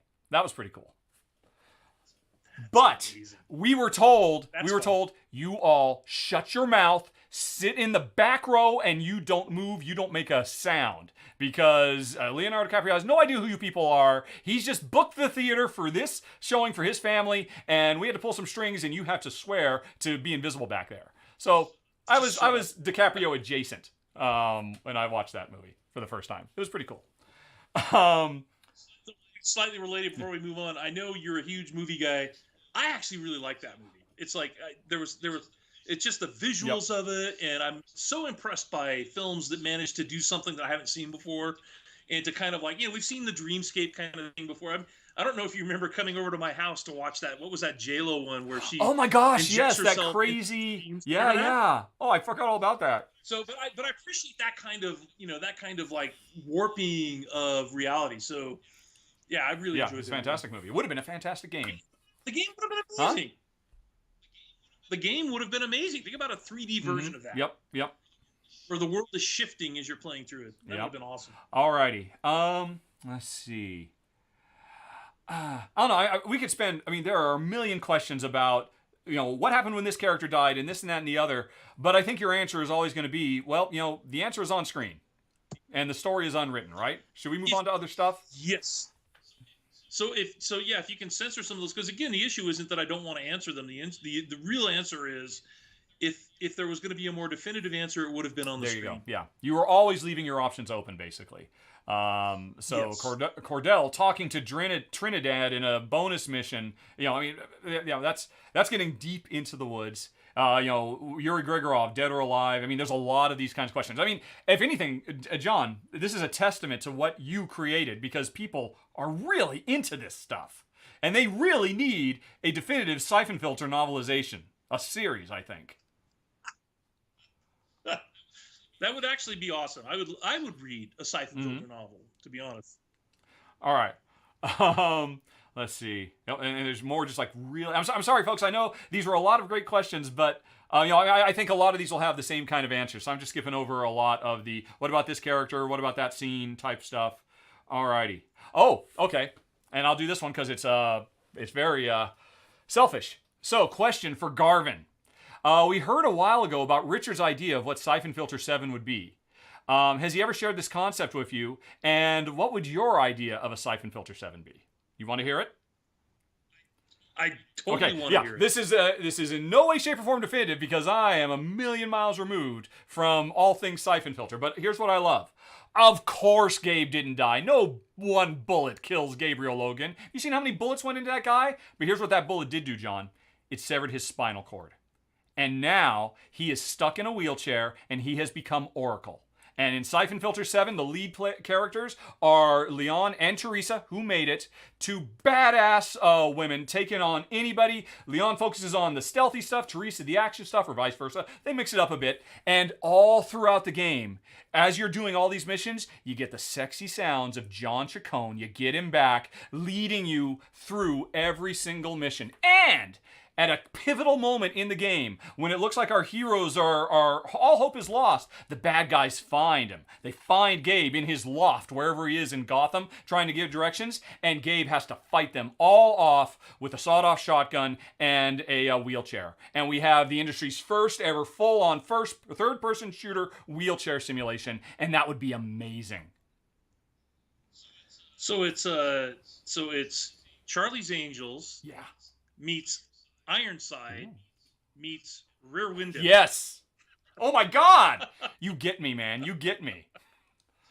So, dude, it's like Richard Ham. It's like, I know you really love what you're doing right now, but man, the game industry misses you, because it's like you were always an idea guy. Seriously, you were always a guy who could like take ideas, and obviously I can't comment on the specifics of any Syphon Filter idea or whatever. So take this all with a grain of salt. I am not in a position to talk about anything like that, period. But for you as a designer, it's like the game industry needs guys like you, dude. You've been doing this for a long time. You've got great ideas, unique ideas that are actionable. And I think that's one of the things the industry really needs is great ideas that can be built and that have some resonance with, what's happening in popular culture and what's happening with players who actually want to get the sticks in their hands and do something cool with it. So just throwing that out there for you, dude. That's very kind of you to say, but you were always very good at what you did, and it's missed. Actually, that Inception story did kind of break my heart so much because we were so close and it just didn't happen. But then what happened afterwards? We got in with Disney and we were gonna do an official Marvel Secret Wars 3. And it was going to be canon in the Marvel comic book universe. We were working with Greg Pak, the writer of Planet Hulk, one of the hottest writers in all of comic books. I spent many hours at the Marvel Comics offices in New York, fleshing over plot with him, how the Beyonder comes back, and all kinds of amazing stuff. And we were so far into this game when, just due to, I believe, changing executive high-level stuff within the Disney organization, said, I'm going to come in here and I'm going to save us a lot of money by cutting all these things that are still in the early stages. And that broke me once and for all. And I came home to Jen and said, okay, I'm done. I can't do this anymore. Because those were two. I mean, I so loved Inception, and I've been a Marvel fanboy my entire life. Those would have been my crowning achievements, and I realized, yeah, I'm getting too old for this. And I had recently discovered board games, and I love them so, and that's where I'm very happy there right now. But thank you for the kind words. That's very thoughtful. If Sony Bend would like some consultation work, I mean, I'm only 5 hours away up here in Portland, so it's a possibility. But that's, I think, as far as we take it. Alrighty. Oh, here's some Syphon Filter 1 stuff. I saw these and I wasn't sure. You would probably be able to say. In the first level, out on the street, the theater building. It actually apparently uses the textures from Capitol Theater in Salt Lake City. Was Mike Maxwell from Salt Lake City? Because I think Mike did the subway. And how much research did we do into Washington, D.C.? I think there's a D.C. fan in here. And, was that... where did that theater come from? Was it originally supposed to be intended for part of gameplay? How did that come about? I have to admit, I just know it showed up one day, and I wasn't quite sure, and I guess we can put movies in there or something. Do you remember particulars about that? Yeah, no, I did you? Okay. To be honest, though, I don't remember where the textures came from. It could have come. I mean, again, we were talking about the early days of the internet and dial-up. Obviously, I didn't go around to Bend, Oregon, and photograph, get those textures. Although we did get a lot of textures from the local area for like the warehouse and some of the other levels. But no, I don't remember where the textures came from. It's possible that this specific theater they're talking about, it was never meant to be a part of gameplay. It was one of those things where, again, a lot of R&D work went into different types of environments, and I think that it was a good example of something where, oh my God, if we could have the player teleport into this space and have this. I think that's where all the bonus. Yes, exactly. It's basically a cheat so you can watch Syphon Filter the movie within the game effectively. And it's because you had to teleport into it because it was so expensive texture-wise that you couldn't walk through a door. So like if you were like for you guys who played Syphon 1 over and over, you know that when you first go into the bar on the streets, you're stepping over crates to get into the bar. Got to slow you down. We had to have time to load those textures in from the street versus the bar versus the alley versus that mural you see in the alley. It's like all these things only fit so much in memory, so we had to like teleport you into this theater in order to be able to display. There were a few people that wondered. Apparently, in 2012, you had an interview where you said the Gerdu boss fight originally took place in a parking lot. How far into development was that before it was dropped? People are really intrigued by what could have been. And I kind of remember that. I remember thinking, hey, he's got a Gatling gun. He's going to blow up all of these cars. It's going to be amazing. That was your idea. And we couldn't pull it off. So it was like one of those things where, again, I think you worked with, I don't remember the name of the artist, but you worked with this guy. He had been with us for a few months, and you were mentioning earlier about Tom Plunkett had come up with this way to blow up cars, and it was amazing. The whole thing was supposed to take place in the parking lot of the park, and it was about the dynamics of blowing up cars as you're doing this fight, and then it just turned out to be like, suddenly we realize, oh, that's cannot do it, Captain. We don't have the memory. What are you going to do instead? And it's like, so I remember thinking at the time, because at the time I was like really working with Mark Blank on how do we get, a lot of textures. And the thing about that where we ended up doing in that memorial building was the most impressive, at least to me, the most impressive thing was the mural that goes all the way around. I think that used every bit of memory that we had for the PS1. And so because the rest of the textures are so simple, it's like a square block on the ground and columns and all that is just a very, very simple texture. So having that thing take place, and again, you had to teleport into it because there was no memory to have the park and the memorial at the same time. And it's like you were mentioning earlier, it's like, okay, well, I go home for a weekend and build this thing and then come back and say, how about if it's this? You did some of that. You did a fair bit of that. I did. That was another example of one of those where I built it on my own time, and I was like, hey, this is something that could be cool. Do you guys think this works? And I wasn't convinced, by the way, that it was going to work for gameplay. And I do think we had to make some changes. There were some columns that you needed to add because remember the whole thing was you had to avoid the flamethrower moments and trying to get that to work. Well, remember, you made the switch to the interior, but it didn't instantly turn into a flamethrower. The only reason we switched, it was still going to be a guy with a Gatling gun, and he was he was chipping away at all the stuff, and and that was going to be tough too. But then we saw that goddamn Metal Gear Solid trailer, and hey, what do you know? They've got a big boss fight with a guy with a Gatling gun. Oh, what do you know? They've got a big boss fight with a helicopter in a military. Hey, what do you know? They've got a plucky female Asian sidekick named Mai Ling. And what was our girl's name? Mai Jing. How did that happen? And why? Because I mean, ours was Mai Jing, and you changed it to Lian Jing. Do you remember? I'm really interested. I know you made that change, but you didn't change it very far. Do you have any idea why? Do you remember that at all? I remember that being such a dark chapter. I don't remember why. Yeah. But I do. But you're bringing up something that I hadn't thought about in years, which is you're absolutely right. We were talking about being grounded earlier, and the whole concept of doing a third-person shooter grounded in reality and boss fights. Those are antithetical. How do you have a boss fight? What sense does it make that this guy named Gerdu was walking around Washington, D.C. with a giant flamethrower? Makes no sense at all. In the real world, that wouldn't happen. It's like, it's just, there's a certain amount of silliness to it that we had to say, all right, we're going to accept this because we need a boss fight here. You need this sort of punctuation mark at the end of this level, and you need you really need the sense of satisfaction of taking this guy down. In order to make that palpable, it's got to be something more than just a dude with a gun. It's got to be like bigger than that.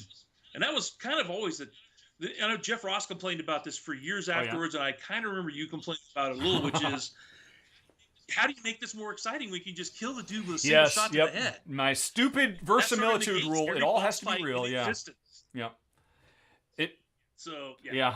Okay, we have actually made it. I don't know if there's go on. This, but here's the best boss fight I think of any Syphon Filter game ever is when you're fighting Chance on the rooftop with the helicopter. Oh, it's a very, very... Oh, yeah. And that was the end of Syphon 2. Yes.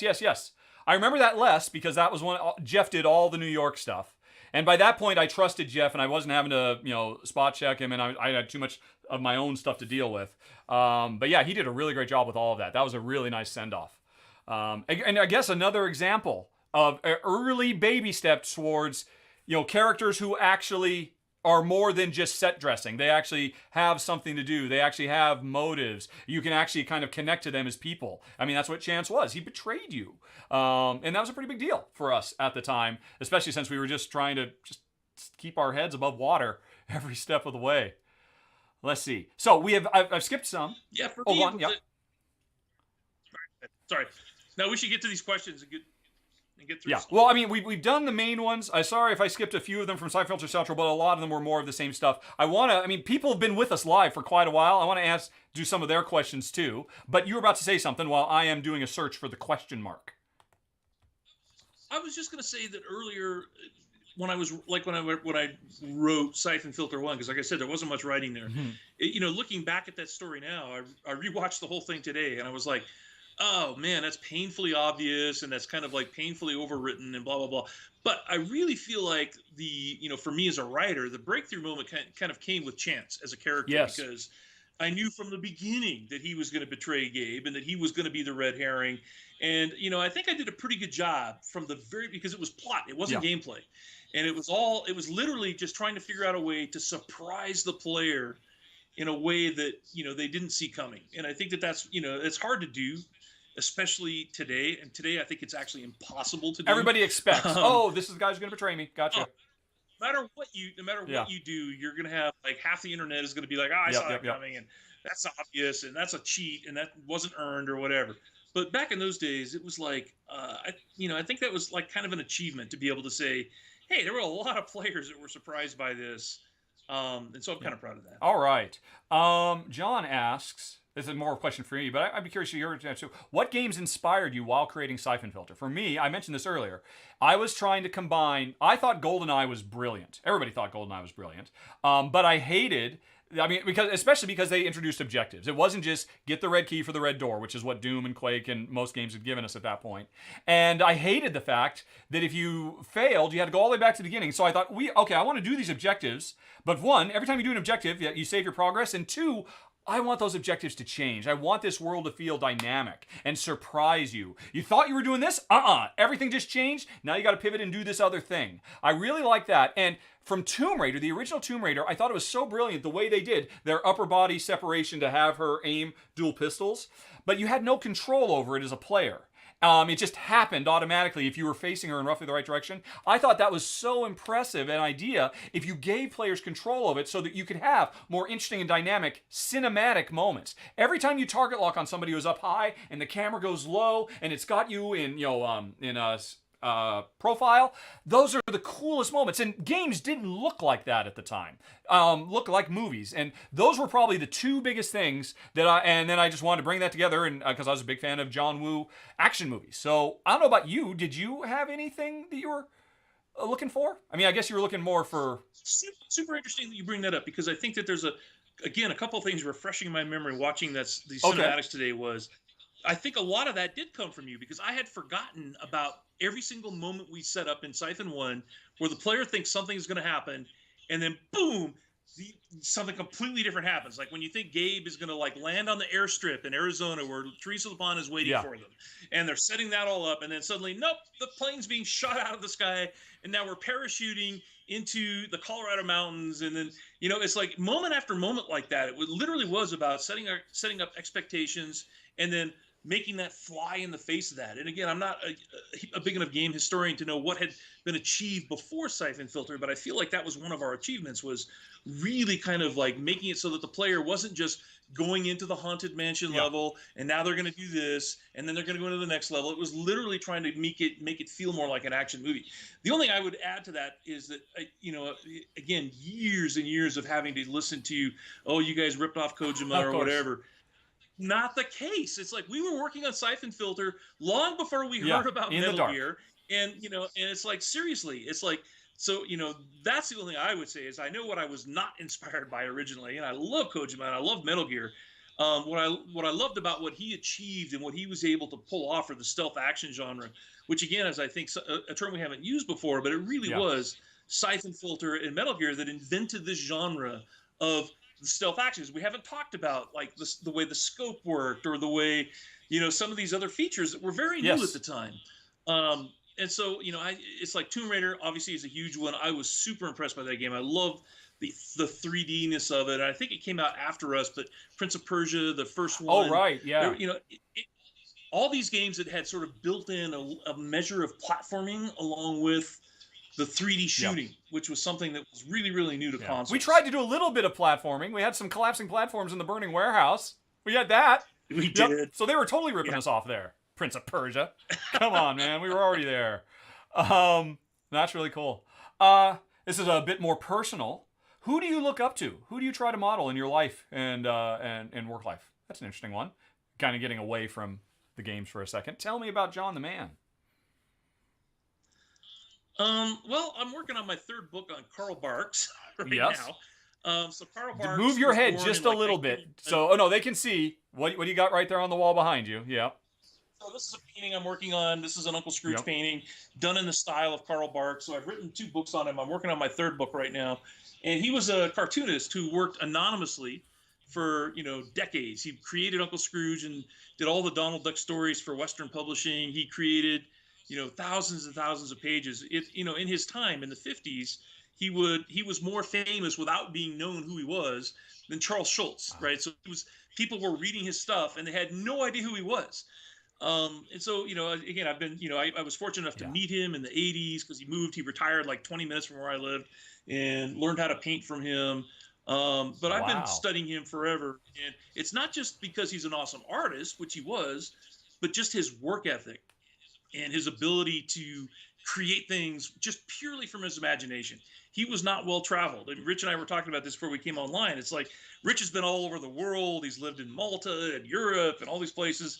I've been in Bend, Oregon for like the last 25 years.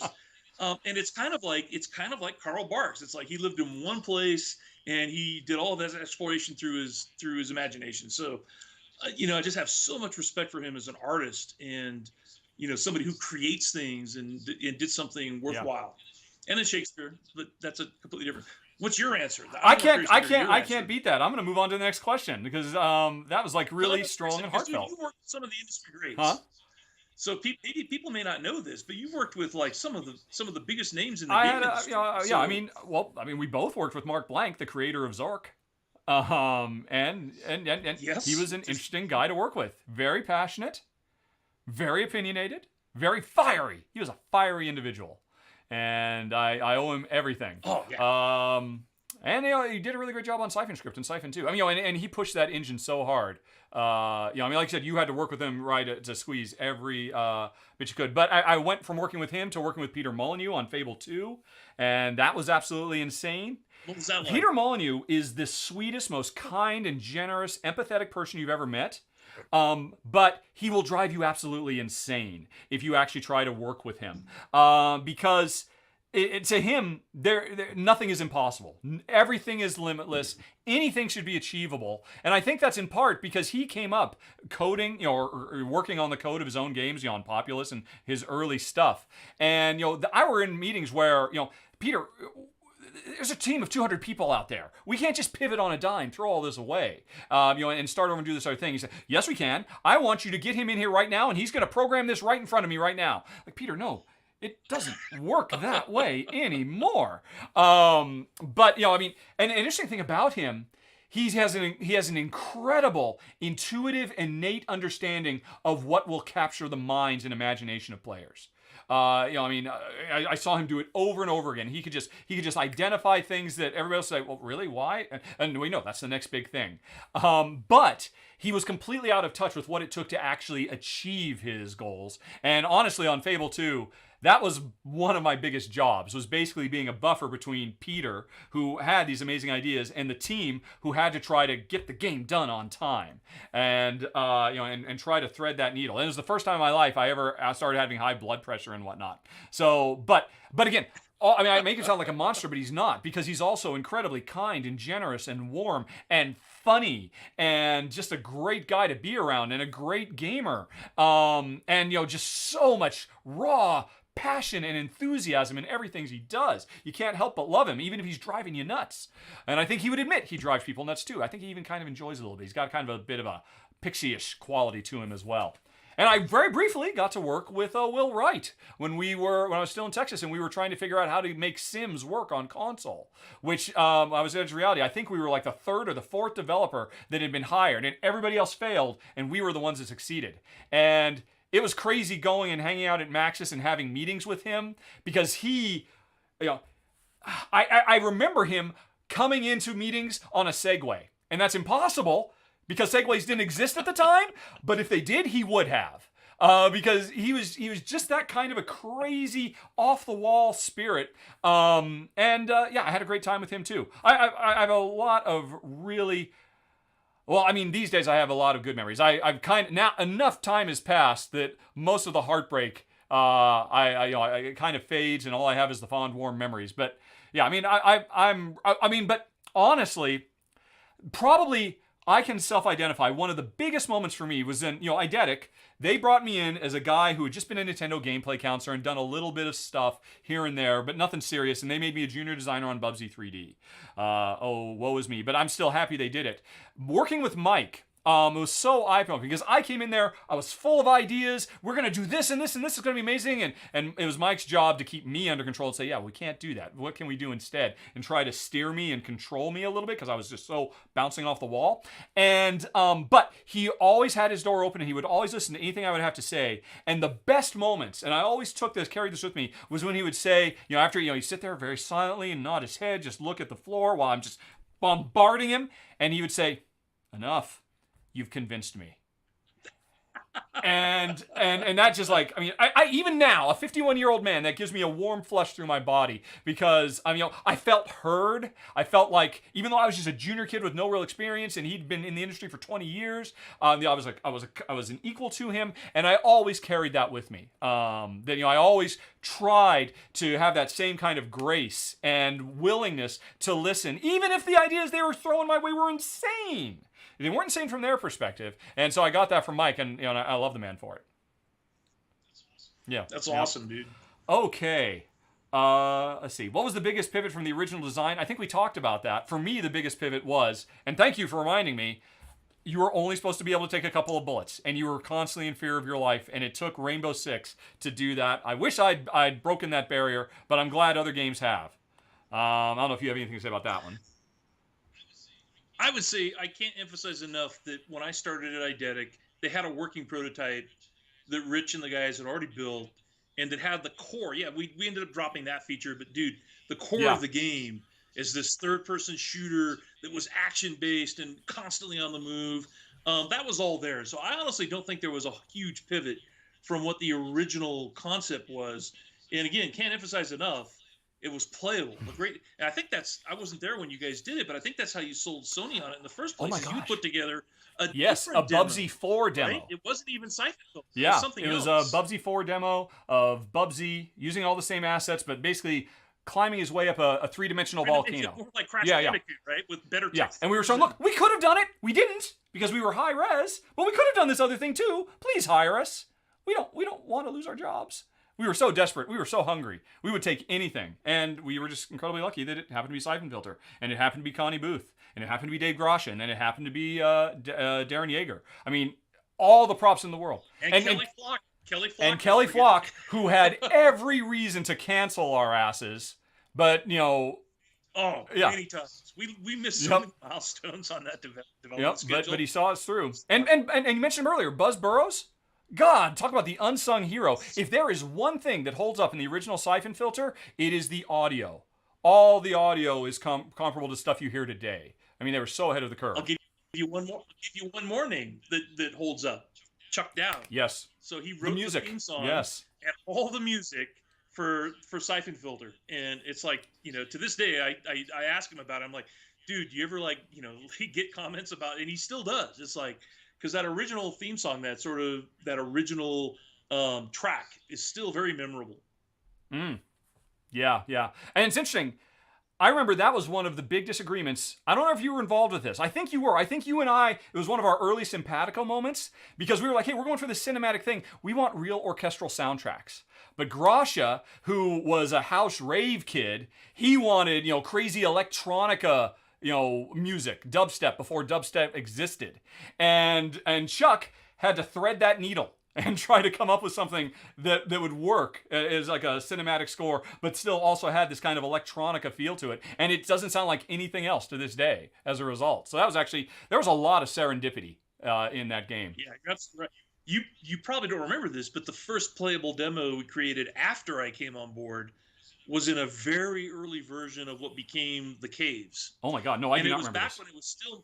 It was back when it was still Mike Berlin's game, and he was, he had this sort of time machine storyline, and so I had built this prototype that had this giant time machine in the center of this cave, and I just remember it being a lot of blue textures and, very good. But I remember when Gracia saw it, when Connie and Darren and Gracia came up, we had a video, and he spent 2 hours putting that video to different versions of rave music, like you said.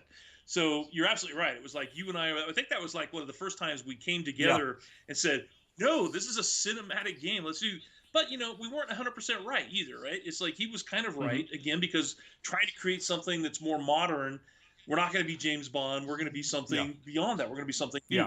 So super interesting. Yeah. You know what? I think, where we at? We've been going for almost 2 hours. And it looks like I'm pretty much caught up. There's been a few other ones. I'm sorry for people who asked other questions, but John, you have been so incredibly gracious. I feel like as have you, dude. Yeah. As have you. Oh well, yeah, and it was so great to see you. I have to go pretty soon because I have to get to episode 5 of Vikings. Episode 5 of season 4 of Vikings. Okay. I don't know if you've. I have not seen Vikings. Am I supposed to? Wasn't that a History Channel show? My daughter turned me on to it. It's done, right? It was like 6 seasons on the History Channel, and I had skipped it because I thought it was a Game of Thrones ripoff, and I didn't watch it. But dude, I'm watching it now, and Ragnar Lothbrok is kind of the pagan version of Jax Teller. I don't know if you watch Sons of Anarchy. But I love that show. Super well written, and it's like what I love about Vikings is it's the same kind of thing. Highly recommended if you haven't seen it. Yeah. Okay, well, and I'll throw one out too. I could have been watching episode 2 of Mrs. America. We watched episode 1 last night, my wife, my mom, and I. Good? It's amazing. That first episode, I was transfixed. You are so transported to another time. Everything feels so, I was alive in the early 70s, but I was a little kid, and oh man, the acting, the writing, the staging, and the story being told is so amazing. I cannot recommend it enough. It's AMC. That's HBO, right? Huh? Is that HBO? No, Or it's Netflix? AMC, I believe. I'm pretty sure. Yeah, AMC. So you can stream it, and it's man. Kate Blanchett, of course, is always amazing, but she's unrecognizable. It's really great, and I put it on hold to be here with you tonight, and so we are done, sir. I won't ask you, hey, what's next, because I understand. I mean, you've already kind of broached the topic. Yeah, I mean, there are Sony lawyers aplenty in this stream right now just waiting to hit the kill switch, just in case. So, We're fine. Yeah. All right, well, then I think that's it. And thanks, everybody, for watching. Apologies for the slip-ups. This was actually my first attempt at trying to do a live stream with somebody on Skype. Worked fairly well, even though my CPU has been running at like 120% this entire time. Man, Skype is a resource hog. But I think we've made it to the end. And John, this was great. We got to do this again in another 20 years. It's been fun. Yeah. Yeah, let's do it. Let's not wait 20 years though, because things happening in the world. Who knows? Yeah. And I'll also. But it has been awesome. And I just want to throw out to anybody else down at Sony Bend, who is still there, or wherever you guys are. I love everybody. Okay, you got to, is Susan Egashira Thompson still there? She is. Oh my God, Susan, I love you. I'm so sorry. She knows what I'm talking about. I love you, and I'm so sorry. I love you. I love everybody. I love Norm. I love Tim. I love Chris. So much love. I have nothing but good memories from that time. Mike Maxwell, Darren Hart, wherever you guys are. Rob Kraft, down in Hawaii doing whatever it is that Rob does. Man, memories for days. But I think we are done, folks. I'm going to find the big red button and say goodnight, Gracie, if I can find it. So, dude, one last thing before you go. Okay. So you're gonna remember this. All right. So I was watching the last cinematic for Syphon 1, and I saw my son's name scroll by, Ryan Garvin. Oh my gosh, yes! He came in Q8 for Yes. And he's actually living with me here in Bend now. He's like almost 40 years old. Oh my God, I that is remember unthinkable. There was like a summer when he was like 14 or something. He came and was our Q8. Yeah, he was very quiet, very shy, very reserved, the exact opposite of you, because you and I were the biggest, most bombastic voices in any room. Right. And, wow, 40. 40? Yeah, but I had forgotten that. I was like, yeah, that's right. Ryan was here one summer and worked on the game. So, blast from the past, dude. It's been a blast. Yeah. It was a good one. Game industry misses you. I'm sincere about that, and I wish you all the best. I haven't seen your board game videos, but I'm gonna check it out. They're very silly. Just because you're entertaining to talk to. Are you this entertaining on your own videos? I try. They are still about board games though, but I try to bring them to life wherever I can. All right. What's your top recommendation? Your number one board game? Because I'm not into the scene, but I'm willing to buy one. Well, okay, I'll tell you. Here's the story in a nutshell. I'm still in the video game industry. It's when I was working on Brink. My wife and I we're going to take a week-long driving tour through France. We bought a cheap used camper van. We were going to be staying at overnight camping grounds and seeing Mont Saint-Michel and Paris and all that. We were really excited, but I was worried. I was nervous because at that point, my wife and I, we'd already been married for a long time. We were always looking for activities we could share. And at that point, the main thing was there was a good number of cooperative video games that were coming out. I can't even think of them now. I mean, there were several PS3 ones. There was the two cute rabbit ones. But anyway, I realized, we're not going to be able to play any games on this trip because we're going to be in a camper van. I don't even know if there's going to be electricity. What are we going to do? Just stare at each other all night? This is crazy. And I remember as a young child, growing up with my folks on a boat, we had a copy of Travel Scrabble, which I don't know if you remember Scrabble, where you could close it and it would save your progress because everything would be locked into place. And I thought I should get that. We'll play Scrabble. That'd be a great way to unwind at the end of a day of seeing a bunch of stuff. And so it turned out it was very difficult to find a copy of Travel Scrabble. I was traveling on business. I was in Seattle, and I looked in the. I just need to get to a Toys R Us or something like that. Remember Toys R Us? And I'll be able to pick this up and surprise Jen. And the closest shop that in the Yellow Pages, remember the Yellow Pages when you had to look things up like that, was this game store called Blue Highway Games. And I thought, well, okay, I guess they'll have this there. And I get over there and I walk through the front door and it's like a whole building like this with just all these amazing colorful things. And I had no idea what I was looking at because I did not know about the explosion of modern designer board games. And I go up to the guy behind the counter and say, yeah, I'm just looking for a copy of Travel Scrabble. And he said, yeah, you can have that, but I won't sell it to you. I'm like, what? Why? So tell me about yourself. Tell me, what do you like? What are your hobbies? What do you look for? And I told him, we're going to be doing this, and here's what I like. We like cooperative games. He said, oh, cooperative games? Okay, let's get you a cooperative game. I'm like, cooperating in a board game? You don't cooperate in life or Monopoly, what? Or Magic the Gathering. And so he or Risk for or Risk. And it was like he was just blowing my mind. I had no idea. And he eventually makes a couple of suggestions, and one of them was Pandemic.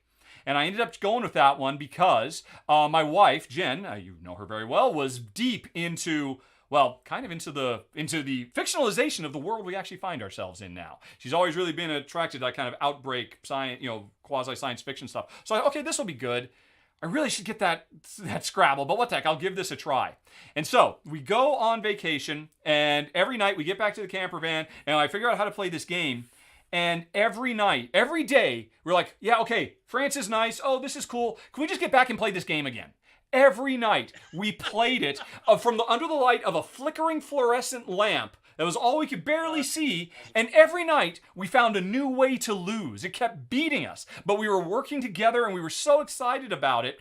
And when I came back and I mentioned it to some of the guys at work, it's like, yeah, we play board games together every day at lunch. Where have you been? I'm like, well, I've been working. I work through lunches, unlike you bums. But like, oh my God, look at all these things. Yeah, we were done with Pandemic 6 months ago. You should play these with us. And so I started playing game days, and I brought these home, and I showed them to Jen, and we just became so addicted to them. It basically defines my life now. They've killed video games for me. I love board games more because it's an experience I can share with Jen.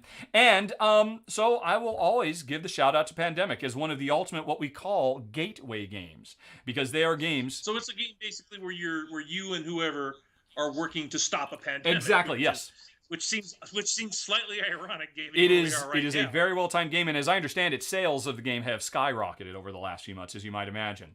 But it's a brilliant game because it means you sit down. I mean, your son's staying with you. You and he could work together, not try to undercut each other or steal from each other, destroy each other's stuff, but come together, come up with creative plans to problems that the game throws your way, and get a great sense of victory, or I'm going to beat you next time game.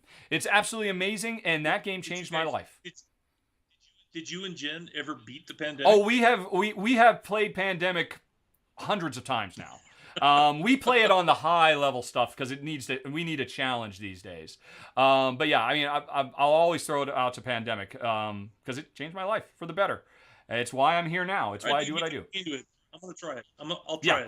Yeah, it's easy. Well, certainly the subject matter is very prescient, and so I think that's going to make it a bit more attractive. And yeah, I mean, if your son hasn't heard of it, I mean, I think you guys will have a good time playing it.